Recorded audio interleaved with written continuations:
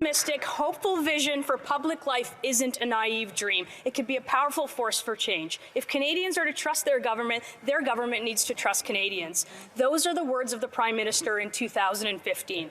These people, very often misogynistic, racist, women haters, science deniers, the fringe. Same Prime Minister 6 years later as he fans the flames of an unjustified national emergency. So, Mr. Speaker, when did the Prime Minister lose his way? When did it happen? You're right, Honourable Prime Minister.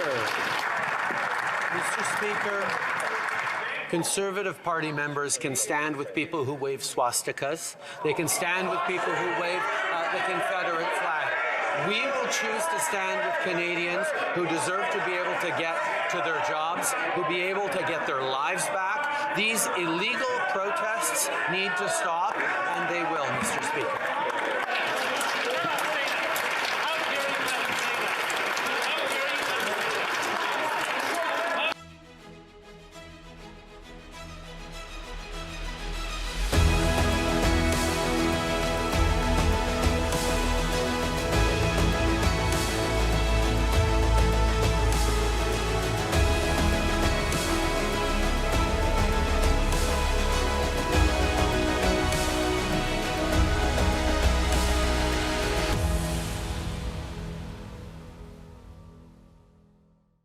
Welcome, everybody, to the Big Blue Bent podcast on the Triple Beam Network. I'm your host, Jeff Joseph, and with me again are the same panelists as last week, and it's almost the same subject. So, Robert Pac-Man Presser, someone said, the guy, what's the deal with Pac-Man?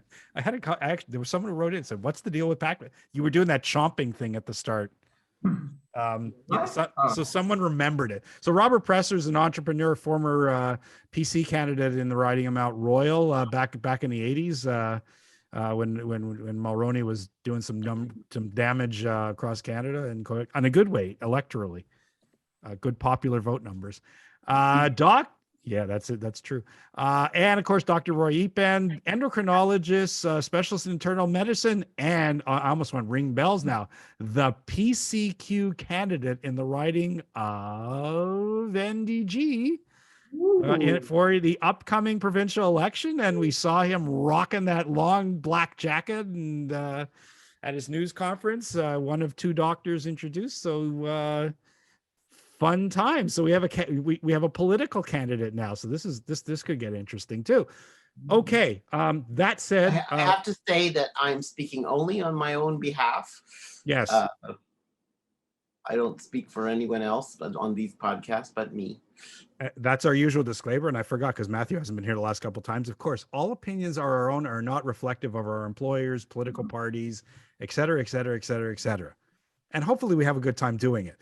Okay, so last week we met we met the day Trudeau announced that he was going to invoke the Emergencies Act, and it turns out tonight we're meeting when it's actually, while we're taping this, it's going to the official vote, and if everything goes, it did pass, no surprise, and I believe basically the Liberals and the NDP voted in favor. Including Joel Lightbound and Nathaniel Erskine Smith, who actually said they would have not voted for it except for the fact that Trudeau threatened to make this a non-confidence vote, so they, quote, had to vote for it. So, except he didn't tell the opposition it was a confidence vote, so it wasn't a confidence vote. No, well, he kind of, threw a punch in that said, yeah, it kind of would be. So totally, like that was at his press conference earlier. Anyway, and he wasn't there. Yeah, whatever. Anyway, so it passed. And of course, just during the weekend, we had, because in effect, some of the Emergencies Act came into effect because it's allowed 7 days. There's a 7-day period to allow it to pass, but in the meantime, it could start to trigger off. And of course, we had a whole weekend of a large police presence all of a sudden in Ottawa, and they cleaned it up. And really by Sunday, all the trucks were gone. The area is cordoned off. Now, apparently there's about 100 checkpoints all around the so-called security perimeter to downtown, where basically no one can get in, which kind of makes the interesting point that Someone said to me, says, well, what if you wanted to have a peaceful protest objecting to the Emergencies Act? You couldn't protest outside Parliament Hill because it's all blocked off. So it's passed. It's going to go to the Senate. The Senate starts to debate it tomorrow. They're supposed to just keep talking indefinitely until something happens, and they probably end up passing it. But anyway, you kind of assume it will, but it's going to go to the Senate. We'll see what happens over there. Thoughts about what happened on the weekend, and now that the act has really come to be in our events, maybe let's go with the non-political candidate or past political candidate. Robert, your thoughts on what's taken place the last few days? I think there are some important lessons to be learned from the crisis. And I talked about this a little bit the last time, but the most important lesson is for local police forces, how to try to avert these crises before protests turn into occupations. And you can contrast what happened in Quebec City, where the truckers were told in advance, you get your weekend, don't, stick yourselves in front of the National Assembly, roll through, make your peaceful protest and go home. Otherwise, bad things will happen to you. And that's exactly what transpired. Whereas Ottawa was taken by surprise, even though they had days of warnings of these trucks rolling slowly towards the nation's capital. And what we witnessed was a failure of local policing that escalated into a national event and emboldened others to go even further, the blocking of the Detroit-Windsor Bridge. Ambassador, yep. So I think what's useful to take away from this is how local policing has to react in the future so that we don't get this overreach of going to the Emergencies Act, where had people been properly prepared, using the right tactics, this would not have been necessary. So in the end, this is a Boy Scouts moment, be prepared, and B, how not to panic and use an act that really should only be used under disastrous conditions, because adequate powers already existed in the hands of various levels of government to deal with this crisis. The problem was the hands in government were not capable of exercising them properly. Fair. Dr. Roy, jump in, go ahead. I agree completely with Robert. I don't think there was any need for this. We had the G7 protests, which were much larger than this. We didn't declare the war, the Emergency Act. I'm a little concerned that the government seems to think that it wants to continue using this for a long period of time. I mean, it has to be renewed every 30 days or so, but I don't want this to be used on a regular basis. It was never meant to be used on a regular basis. It hasn't been used since in any form since the 70s. And in the previous instances of this being used, it was the provincial government involved that asked for help. It was in the case of Quebec, it was the Montreal mayor and Premier Bourassa that asked for help. I don't, and at this point, I don't know why we have to pass it tonight anyway. I mean, it seems to me that it is a tremendous overreach. I'm particularly concerned about these FinTrack rules, which, if you donated $20, they're going to seize your assets and, make you basically penniless for a while. I mean, after 9/11, they froze the assets of 135, 140 people. We've done 3 or 4 times that number for something much less serious than 9/11. Roy, you make an interesting point when you talk about acts that are not supposed to be used or haven't been used in a long time. And we've seen, shall we say, a degradation in the value of the nuclear option. As we use these tools for things that are more trivial than their initial intention, we make it available to be used again and again and again for less important things. And Exactly. we see this with the notwithstanding clause. In the Constitution, the notwithstanding clause in the Charter of Rights and Freedoms was supposed to be that nuclear option that was going to have tremendous political cost, but yet is being used all over the place.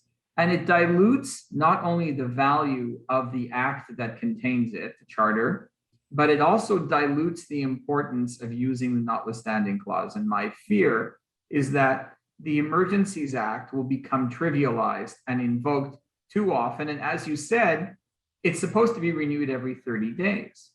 So governments don't like giving up powers that they've given themselves. Oh, yeah. And my fear is that this is going to go on too long and become a true compromise of civil liberties. Yeah, I mean, yeah. the Canadian Civil Liberties Union has suddenly woken up from its sleep and finally decided to take this to court. You know, I don't know where they've been for the last 2 years, but okay, they've woken up. My friends at the CCF and the JCCF have not fallen asleep and have been fighting a lot of this stuff for the last couple of years. But you know, I'm right on track with Robert on this. I mean, that's my fear, that the government will see this as just an extra tool of government, but it was never meant to be just an extra tool of government. You know, fortunately the provinces understand that basically this act usurps pretty much all municipal and provincial power, and they've already said that they don't want the Quebec government in particular. You know, this is a very touchy subject in Quebec, and I think that Mr. Trudeau should be very careful on where he treads. Well, like I said, I'm very, you know, it was funny because I a few days ago I was curious because I remember when Tommy Douglas was opposed to the War Measures Act, and I actually managed a couple of days ago. I went back to read his speech at the time in the House of Commons, stating why he opposed it, and it's almost surreal because almost everything he said at the time under the much more drastic War Measures Act, let's not kid ourselves, could have almost been applied today. And he basically finished it off by basically suggesting, and I'm going to paraphrase here. He basically said that in the end, the only reason this is being done is for the government to basically to create some drama, to create drama out of its failure to handle this properly. Mm-hmm. Trudeau has done an awful job, and I have more questions than just from a government aspect. Where was all the intelligence on this? Like we put all this money into all this great intelligence networks that are supposed to track these organizations. We've had, you know, these hate organizations saying we've got, even from the hate aspect, and I don't want to get too deep into that one, but you know, we've always said this thing about how, oh, there's 300 plus hate organizations in Canada. You never hear them named, but even if you did, even if it's kept a secret, you'd think our intelligence people would be following this. So they should have been heads up on this coming in. And you would think there would have planned from the start. So Doctor, you're absolutely right. The G8, G20 thing in Toronto at the time. And of course that was organized by the chief of police, who happened to be Bill Blair, who's now our public emergency preparedness minister. Did we not? He got it. Listen, they let him in, but the intelligence, they knew what was coming. They anticipated it. Bill Blair, he had manpower out the wazoo. He got it. I mean, how many arrested? Over 1,000, something like 1,000 people. Yeah, 1,000 people. He had like 10,000 officers there. They burned some police cars. They broke some windows, but they got it done. I mean, yeah, they used some dubious, the kettling and all those dubious techniques, but they were on top of it. They knew what to anticipate, and they were ready to handle it. You would like to think with this, and that's for a real organized thing. This was, for this, like I said, I've used the term. I don't know what this was organized by. I know they used like 4 or 5 names. It could have been organized by Dr. Evil from Austin Powers, for all I care, because they talked about memorandums of understanding and overthrows of governments and some kind of weird coalition stuff that you kind of snickered at but when you saw in the streets, I mean, I never saw these organizers stand on a podium somewhere there didn't seem to be any kind of organization to it, but even more like what, and this we're throwing the Emergencies Act to stop. and persist because we, according to Lametti and company, we still got to hunt them down. Oh, there's money. If you're a pro-Trump contributor, we're coming after your bank account. Like, what is this all about? Like, if you were. The next time we have a Stanley Cup riot in Montreal, we're going to call out the War Measures Act to control the crowds. Seriously, like we could throw the Emergencies Act now for it. And really, I don't mind the fact that, I guess, especially now with the Bitcoins and cyber, those cryptocurrencies and stuff like that, you can do all kinds of funny stuff to move money around in deep secret. But you know what? You don't need the Emergencies Act. You could have worked on actual new legislation to deal with like financial instruments for terror. Although we have it really, because we kind of used it after 9/11, and this is what FinTrack and laundering and all that stuff. We had the tools. For the last 6 years, Canada has been one of the great money laundering centers of the world. And we've done nothing about that. Oh, more than 6 years. Come on. Oh, well, more. I'm saying while this government is in power, it's been going on for a lot longer. But the Toronto housing market and the Vancouver housing market have basically been ways of laundering money from various bad actors. We've done nothing about that. In fact, some of our politicians have probably enriched themselves from that. So, I mean, it all seems, and my other real interesting, if we look at what the rest of the world is writing about us, we've become a joke. We've become a joke in the United States, the United Kingdom, the Australians. I mean, it's kind of sad. Well, we've had a very sad, one sad spectacle I was watching this weekend was a lot of the Canadian media coverage on the ground level. Now, first of all, let's be honest here. Reporters who are working in there should not be harassed, pushed from behind, yelled all kinds of stupidity, whatever, like that. But please report. I mean, the American media, some of the American media was there. The New York Times alone had, from our understanding, four reporters on site. They did witness, for instance, incidents at gunpoint. It doesn't matter if it's only 1, 2, 3. I mean, I know some of the critics say, well, if it's not 20, 30, I mean, what are you accentuating? So we had this contest where Canadian journalists were going after the New York Times and other American outlets about their coverage. And that's this is the part where we talk about government financing in the media and stuff like that. And I know this is where they get prickly because the TV guys go, well, they didn't do, we don't get anything. That's really the newspapers but this really shows you the high threshold that has to exist in Canada. Yeah, American media to pay attention to us. Yeah. Let's not forget that in the UK. There was a major issue over COVID garden parties in Boris Johnson's backyard at 10 Downing.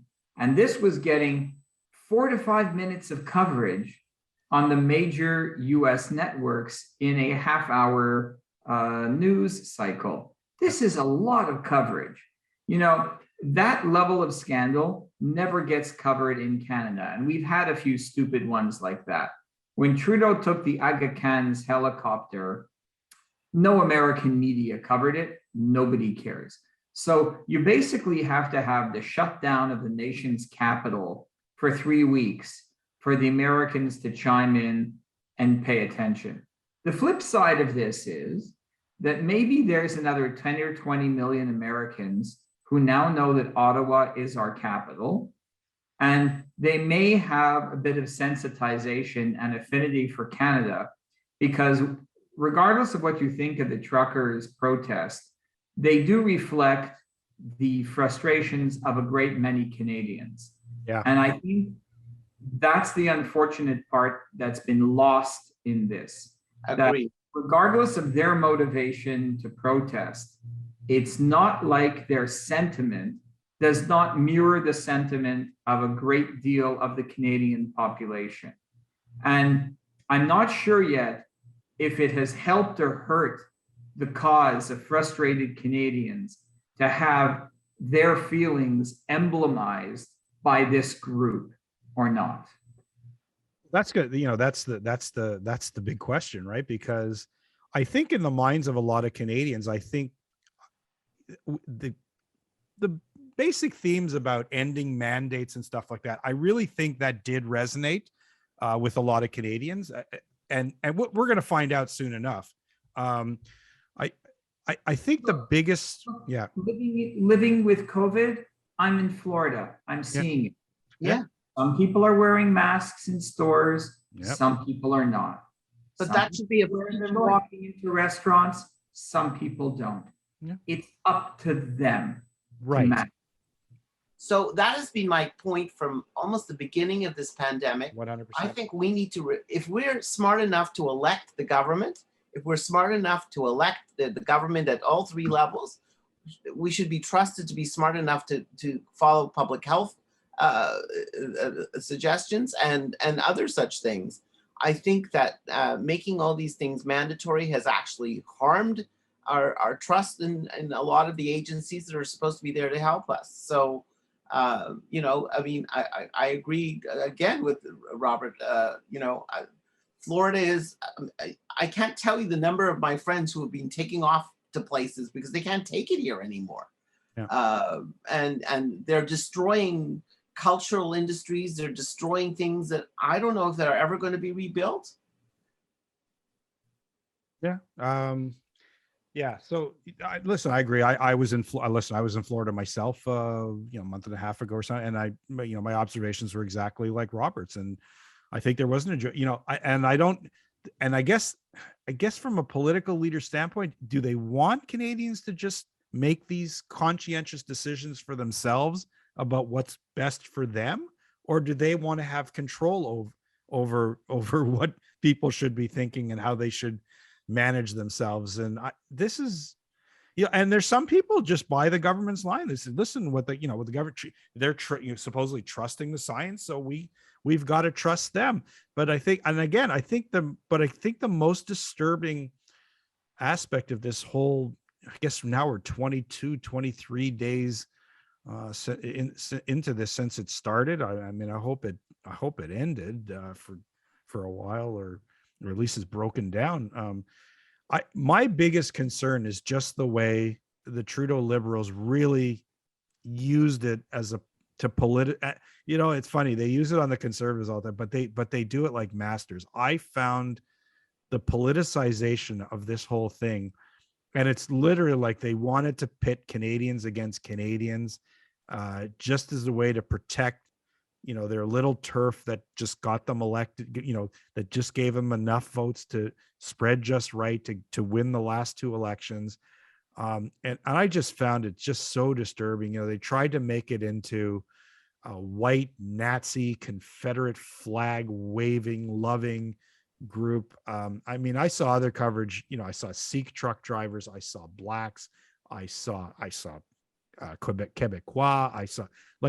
I did see a mix there, but I get very concerned, where they've created a society that said, well, if you understood the talk about mandates or vaxxing or whatever have you, well, you must be a Nazi sympathizer or a Confederate flag hugger yourself. And that's disturbing for us as it's disturbing for us as a country. It's disturbing for us as a society. I mean, it's funny because we always, we've been making fun of the state of America over the last few years about how polarized it is, but we've just put ourselves right into that same swamp. And I don't know. I don't know how we're going to get out of it. I've long said that Trudeau is very much like Trump in many ways. And this is another way he's like Trump. He likes to divide people. He likes to say that one thing on one side and then do exactly the opposite. He keeps telling us we should all pull together. We should all. Why didn't he go and talk to the truckers? I have to give Rachel Bendian credit. Yeah. She actually said that she went and talked to some of these people, and I think some of the other Liberal MPs have done that. Why has not a cabinet minister or the prime minister gone and spoken to some of these people? They are his fellow Canadians. We should respect that they have opinions, and that, I don't want the illegality, but they have every right to protest in front of the capital city of their nation.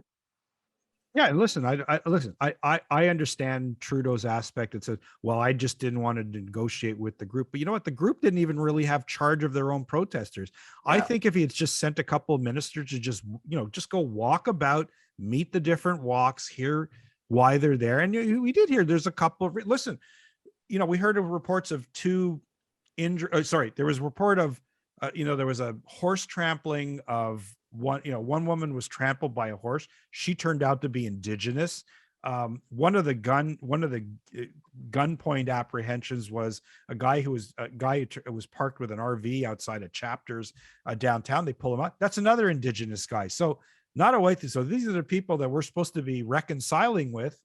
And again, like everybody was supposed, like they're all Nazis, and if you took anything about their stuff, all they had to really do, honestly, like Mark Miller did it when we had the Indigenous rail protest.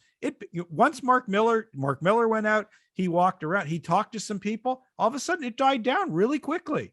Had they been given an audience early on, 100%, 3 days by somebody credible, not Trudeau, but as I said last time, Bill Blair. Yeah. They sent Bill Blair out to talk to them and said, we heard you, we understand you. The government has a plan in place to relax these measures.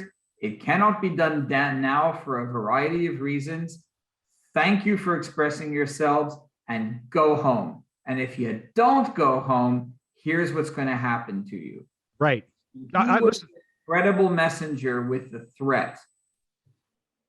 And I think that, honestly, I think that would have appealed to everybody, but they were just, it's almost like they wanted to let this drag out a little bit, like to continue this like have the Canadians fight with each other and to protect that. That's what bothers me about this whole thing.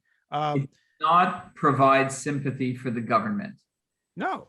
Instead of, I think maybe right now the polls are showing that the government may have a little extra support, but I think in the long run, people are not going to be very pleased by all of this. Well, we have one poll out of Main Street that actually put the Conservatives at 39%, although I don't trust Keto Maggi kind of backtracked. He said, well, it's 39%, but it only translates into 132 seats, which makes no sense. But how would that work? Is all of our support in Saskatchewan?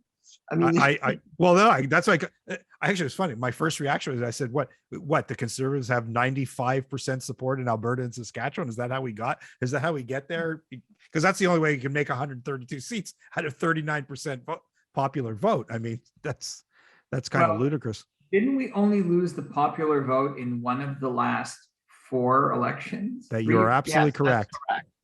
So our vote is simply inefficient. And unless we have a means to reattract the urban ethnic voter, we're going nothing. And we also have to break the cycle of people who are facing economic difficulty of just voting for the biggest check that's offered to them.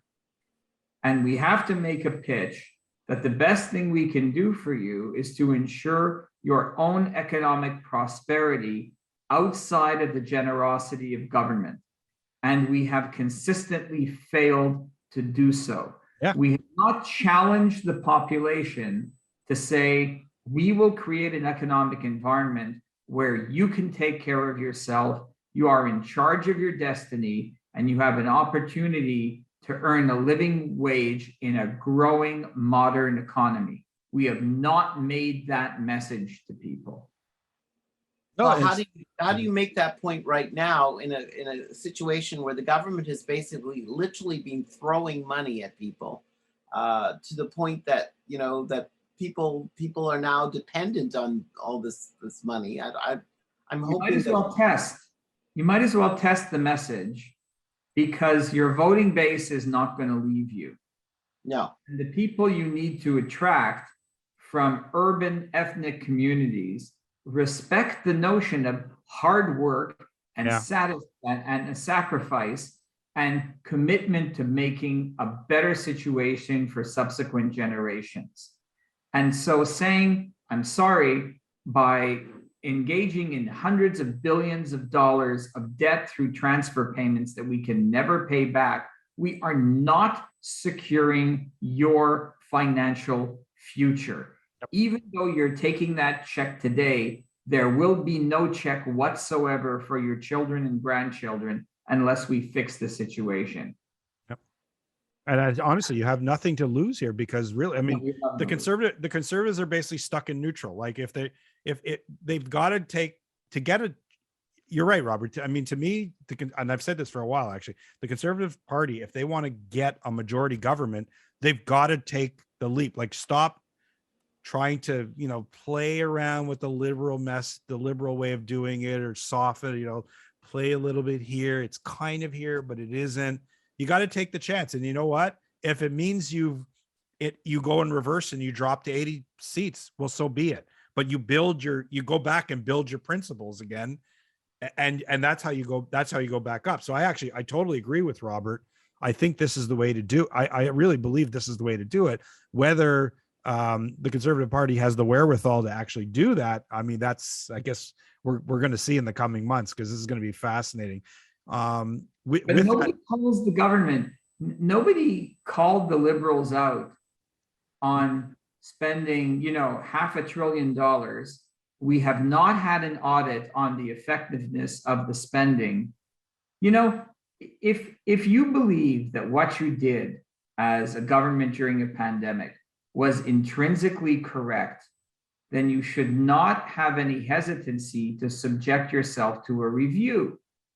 So they won't look at it because let's say half the money is wasted. Let's say at least we owe it to Canadians to figure out which half. So the next time we have a pandemic, we can be more efficient in what we spend. There are lessons to be learned here, and playing the ostrich and sticking our collective heads in the ground does not help anybody. So the Legault government seems to have given out $4 billion in single source contracts in the last couple of years. I suspect that the federal government has given 30 times that amount. And I'd like to know who got that money, because it seems to be friends of the government have made out like bandits during all of this. And that's the real problem. And remember that the Auditor General actually asked for more money to do the audit, and they said no. And listen, if to me, and if I was a Conservative Party, and I think Robert touched on this, we should be holding it. This is where we should be holding up to the fire.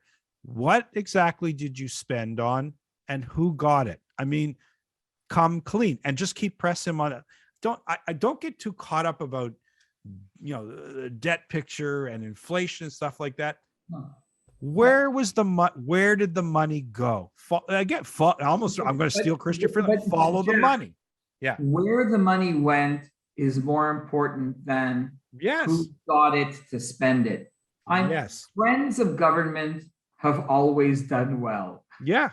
Okay. Let's not debate that. No. I just want to know, from a policy perspective, for the money that was spent, how much of it was efficient and met the objective, and how much of it was, shall we say, suboptimal. It was the right idea but didn't make it, and how much of it was wasted. Right. And if we determine that a quarter of it, let's pick a figure, 125 billion bucks. Okay, let's say that was wasted, that it went into the wrong hands, it had the wrong economic effect, it wasn't efficient, it got funneled out of the country, whatever. Just tell us, so that we can do better next time. Yeah. No. You know what, Robert? I say what you said. I was just approaching it from another angle. The corruption stuff. Whatever. I mean, like you're right. Government friends, they do fine. Doesn't matter who's in government. But that's fine. You say government friends do well, but I can name 3 contracts off the top of my head. The SNC Lavalin was given a $180 million contract to build a field hospital. Have you seen the field hospital? I did see a picture of it. Like I did see a photo. There was a field hospital, kind of sit like a draw. Like there is 2 or 3 of them that they have, and they're sitting in storage somewhere. So there was a picture. So have we actually built any of them? I think there is 2 or 3, but they just never were used. Yeah. And then there's the ventilator contract out of Quebec City where they were given $300 million to have, and they built one ventilator, which wasn't passed by the federal health department. Then there was the $200 million worth of rapid tests that they told us were useless and rotted in a garage somewhere in Ottawa. And I can do that from the top of my head. I can tell you there's a lot more of that. Yeah, no, I'm sure that, look, I'm sure there's a whole lot here. I just want to touch back another incident. I have to bring this up because one of there obviously there was debate. The House of Commons people, somehow through all this protest and occupation, they somehow did get to the House of Commons, and there was debates. And I was talking about politicization, and I think we all saw there was one very disturbing incident late last week, and it was, I believe it was Wednesday, because that's when the Prime Minister in question period answers all questions during the one day he's selected, a la Britain. So he was probed with a question from a friend of ours, Melissa Lantsman, and basically she was quoting him in 2015 and then using another quote from 2021, and she was kind of drawing the how diametrically different he's been over the years, and she kind of ended the question, well, Mr. Trudeau, where have you lost your way?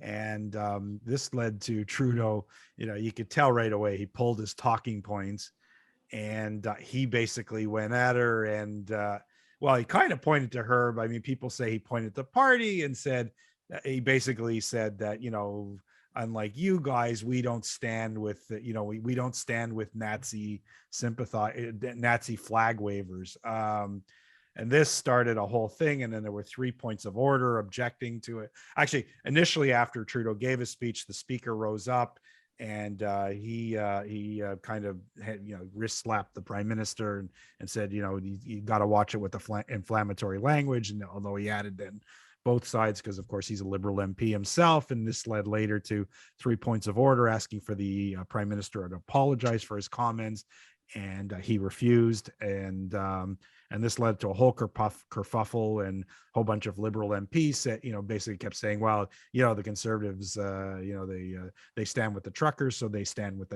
stand with Nazis. And Dr. Roy, and personally, I have to tell you, I mean, I'm Jewish myself, and Robert is as well. I mean, I have to tell you that there's low blows, but that one, and of all things to do with a conservative Jewish MP, I mean, that was real bottom of the barrel kind of stuff. Descendant of Holocaust survivors. Yeah. Descendant of Holocaust survivors. I'm not Jewish, but I'm almost Jewish. Yeah, I know. I'm a longtime friend of the Jewish community. I think for sure. Most people know that. I was horrified. I mean, really, do you really have to sink that low in our parliament? Is that where we're headed for now? Is that the guy who was supposed to unite us all? I mean, there are Jewish MPs on the other side as well. I wonder what they were thinking. I mean, they didn't say anything. I was very disappointed. I mean, I'm supposed to respect the office of the Prime Minister. I had a little less respect that day. Yeah, Robert. No sense that the Jewish community votes for, certainly in Montreal, for the Liberal Party. And it speaks to a lack of understanding of history, but even in a contemporary context, this party, the Liberal Party in government, has presented a set of policies that are an anathema to the entrepreneurial spirit of the Jewish community. So not only from a social point of view for this event, not only for the historical wrongs of none is too many, but in an economic context, the Jewish community remains an entrepreneurial, investing, employer-based community, much like the Italians and the Greeks, by the way. Yeah. And it is just ununderstandable to me that we still have throngs of the community who don't run to vote Liberal because they're not so enthusiastic, but they vote Liberal by default. And we know from the results in Mount Royal that so many Jewish voters just stayed home Yeah. rather than voting for the conservative candidate. And the challenge we have, not only in the Jewish community, but in many ethnic communities, is to motivate those who throw up their arms and say, my vote doesn't matter, or what can I do? This is how it's going to be, to at least go out and vote in their economic interest. This is what we haven't found that formula as a party. It's very frustrating. Yeah. Well, I mean, we've done a great, we've gone out of our way with our stand with Israel and stuff like that. And we've had particular stances with, anti-Semitism and liking to call it out. We've been somewhat consistent about that, but you're right, Robert. I totally agree with you. There's that, I don't know if it's a self-loathing thing, if we've got self-loathing Jews in the community or something like that. I just don't understand it. And I have to tell you, this particular usually I just kind of laugh at it, say, these dummies. But honestly, this one took the cake. And I have to tell you, contrary, some people have been kind of, passive towards Trudeau, kind of saying, no, it was really a comment. Again, it was a comment intended at members of the Conservative Party or certain members of them. It wasn't. No, I'm sorry. Listen, I'm with you, Robert. You and I have had this conversation with. Let's not this liberal party. These people are not dummies. They know what they're doing. And I'm telling you, and I'll say it to anybody. When he went to Melissa, when he went at Melissa with that particular comment, he knew what he was doing. He wanted that to go to her because he knows that she wears Israel, Judaism, anti-Semitism, those Jewish things she wears in her heart and on her sleeve. Probably like virtually no MP I've ever seen in Canadian history. She wears it like anything. And he wanted to have a moment to give her the smackdown, and that was it. It was ill-conceived. It was shocking, but he knew he wanted to do it. He knew he wanted to do it, and he did it. I think. I mean, Robert, do you disagree? Robert, you disagree with me on that? Yes, no. I think he has become very proficient after the pandemic, through the pandemic, using comments that are inflammatory as wedge issues, no. Which is the antithesis of the Trudeau we saw in 2015. So power has certainly changed him, at least in his approach to divide and conquer, as opposed to uniting Canadians. But I think it's, to some extent, I think it's his character. He's like, again, the people say like he's got these narcissistic, like I call it narcissistic man-child qualities. And you know what, we kind of saw it when he first, when he called Peter Kent a lying piece of merde, is the French word. Remember what he did when the Indigenous protesters, he said, "Thank you for your donation." Yeah.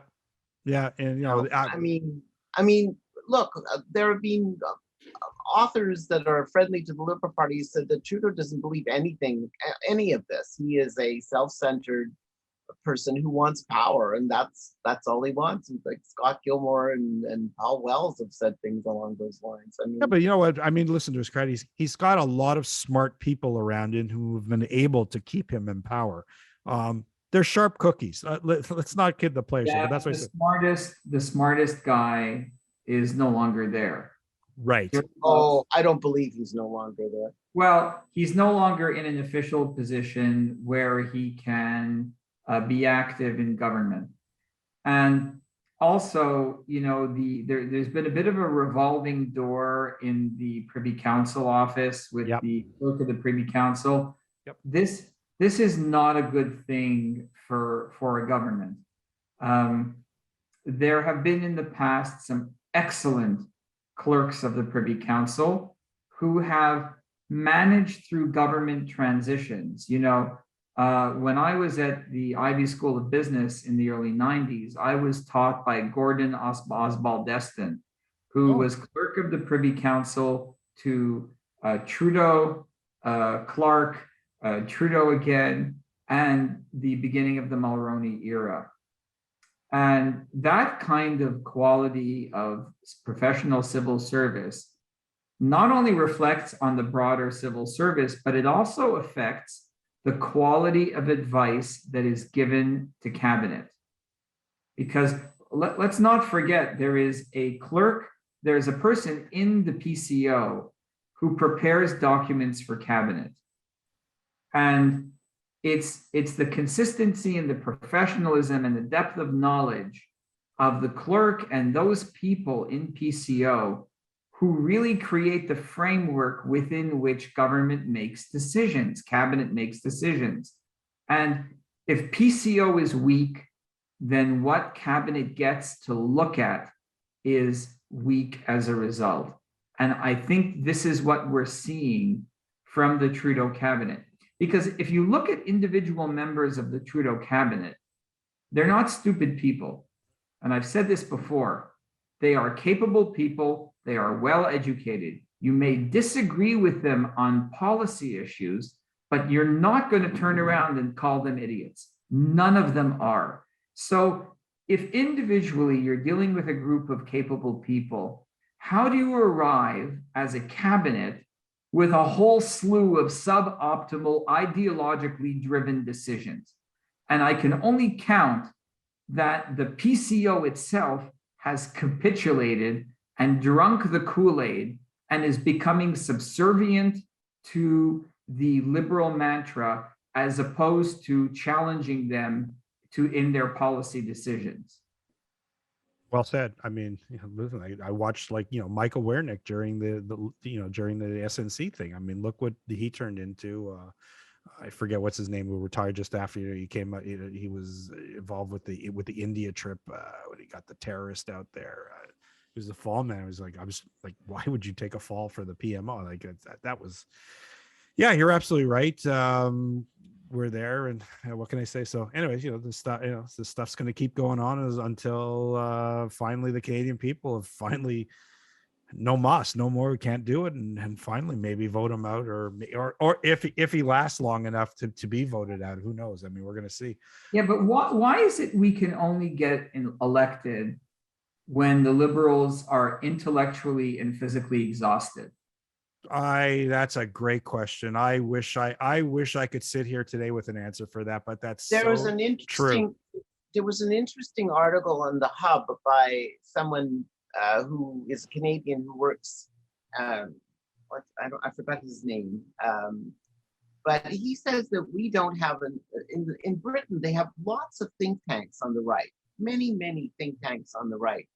We have one or two.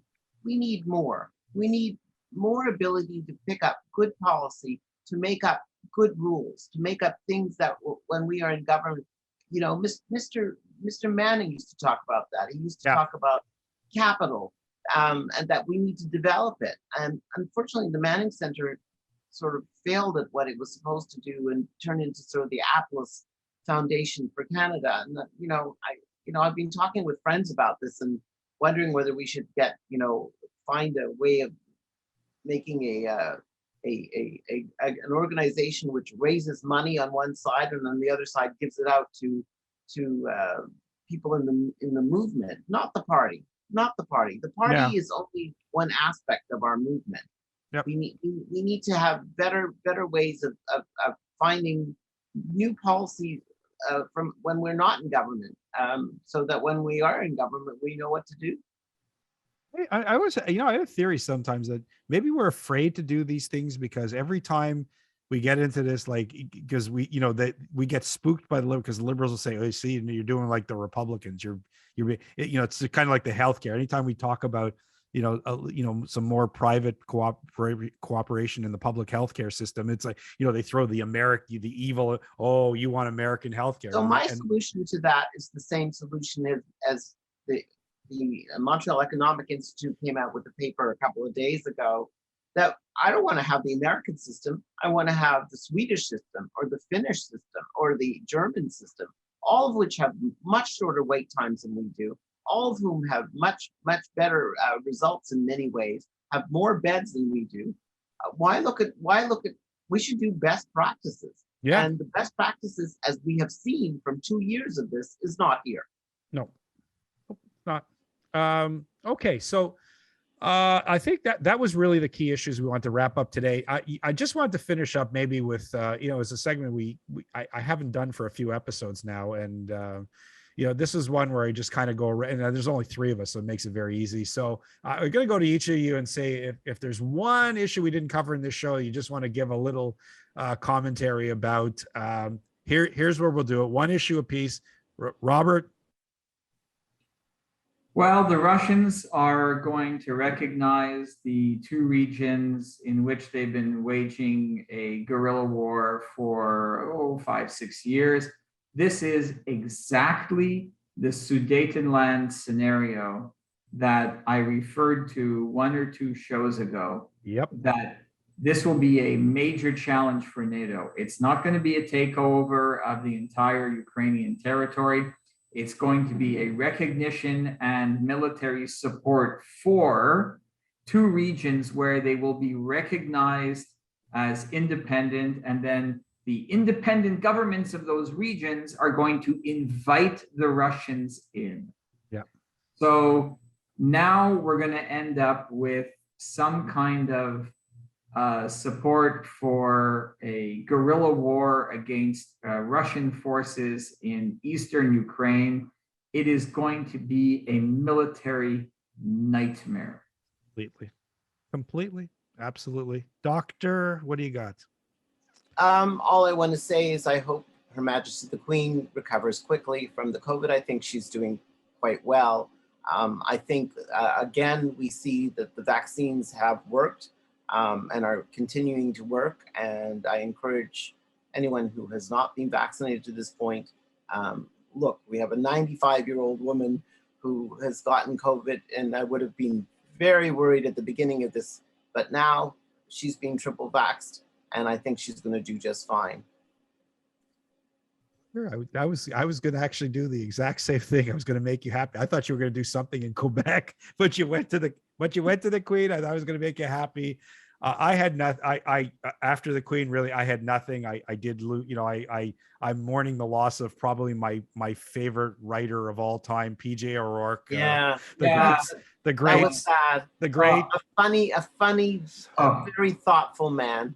What he wrote for National Lampoon in the 70s and 80s was just classic. He wrote for Car and Driver, which was So it's true. He loved cars. God, yes. He did those National Lampoon columns. People always ask me what my party affiliation is. I always say Republican Party reptile.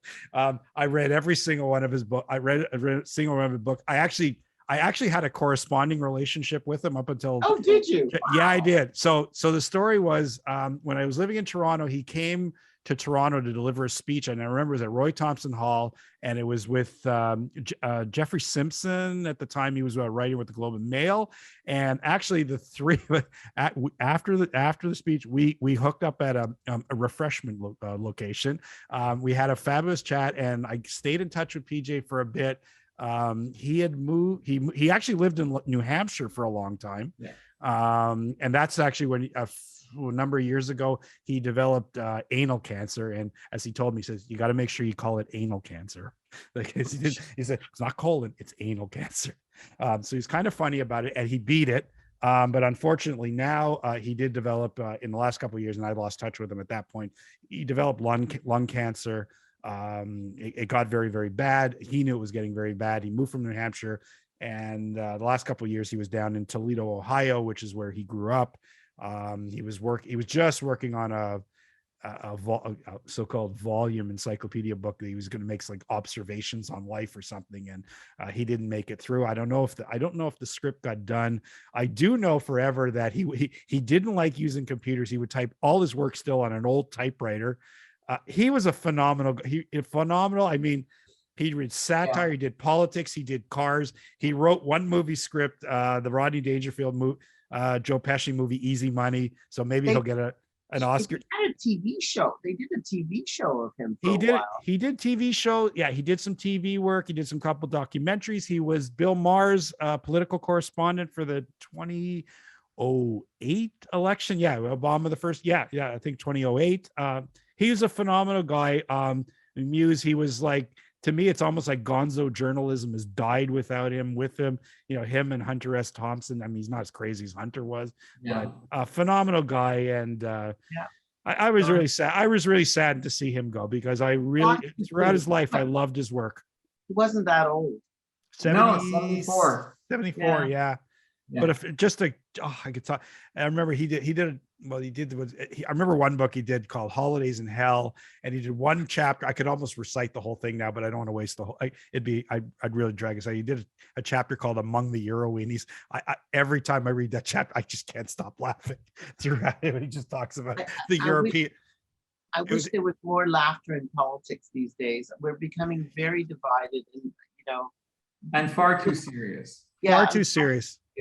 If we could laugh at ourselves a little bit more, I think we would all be a bit better off for it. An example of politicians willing to laugh at themselves is in 1988, Jesse Jackson and Fritz Hollings were running. I remember that. And there was a dinner, a formal dinner, and Jesse Jackson did not put on a tuxedo. And Fritz Hollings, with the mic on, turns to Jesse Jackson and says, "Now, Jesse, have you put on a tuxedo? Everybody would have thought you was a waiter." Oh, God. But, this is the kind of thing, and everybody laughed, right? But now there would be a commission of inquiry. Yeah. Cannot say that today. No. Can't say anything today. Because a joke is no longer a joke. And in the way, Fritz Hollings' joke was making fun of stereotypes. Yep. Not reinforcing a stereotype, but showing, and it was probably the audience, Fritz was probably looking out at the people they were with and saying, this is what these people would think. And it was a biting satirical remark. It was funny. Everybody laughed, but it's the kind of thing you can't say today. Yeah, it's so true. Perfect note to end the show. To PJ. Oh God. All right. Thank you everybody for listening in, for watching. I saw the last couple episodes. We got a pretty good audience going again. Urban Student was a good draw there, and we're back on track. Anyway, you know what? We're gonna stick around with the show. We're gonna take a little bit of a hiatus for a few days, not too long, but we'll be back. And to everybody out there, take care and hang in there. And you know what? When life's giving you lemons, have a few laughs. Okay. Take care.